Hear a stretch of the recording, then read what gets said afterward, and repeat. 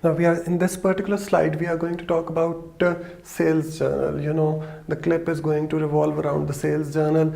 In the last clip, we discussed that sales journal records all the credit sales or all the credit customers who have bought goods from us without paying the money up front. They are going to be recorded inside a sales journal. Now a sales journal, when recording entries in the sales journal, obviously the names of all the credit customers are going to be recorded. Martin and Robin, for simplicity purposes, we are just considering two customers to begin with. So Martin and Robin are the two customers who are constantly buying goods from our business, and they are buying goods from us on credit. Now, in order to understand how the entries are going to be made inside the journal, yes, the names are going to be there, but what amounts are going to be recorded? For understanding that, we need to understand a few different terminologies. The first one is list price. Now, the list price is the price at which conventionally the items are going to be sold.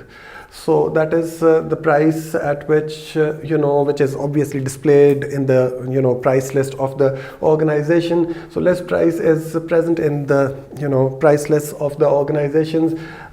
He is selling it for 100, or we are selling it for 100, being a business. But we are offering a trade discount. Now, what is a trade discount? There are two types of discount.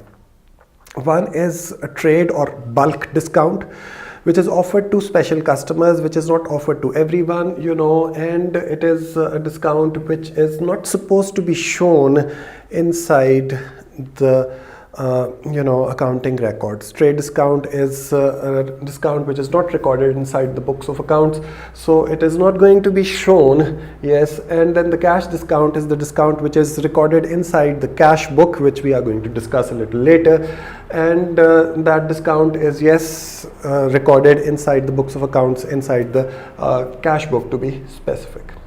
Now 100 rupees was the cost of the item or the list price. The list price, which was supposed to be charged, to the customer was 100, but he was offered a discount of 20%. 20% discount, so 100 was the price, and 20% is the discount, which is 20. So 100 minus 20 is 80, which is now supposed to be charged to the customer. But he is being given a further discount, that is a cash discount, which is going to be displayed inside the books of accounts, but it is not going to be taken from the customer, because it is a discount amount. So 10% of 80 is 8, and we subtract that amount from 80 to get 72, which is eventually going to be recorded inside the sales journal. So this is how the calculation of sales journal, or for the customer, for each customer, is going to take place if he is to be offered trade discount and cash discount. At the end of the month, or when the page of sales journal is going to finish, we are going to add up all the values, and we are going to make a total, which is then going to be used by us for understanding that how much is to be recovered from the total number of customers. In the next clip, we are going to discuss purchases journal. Thank you very much.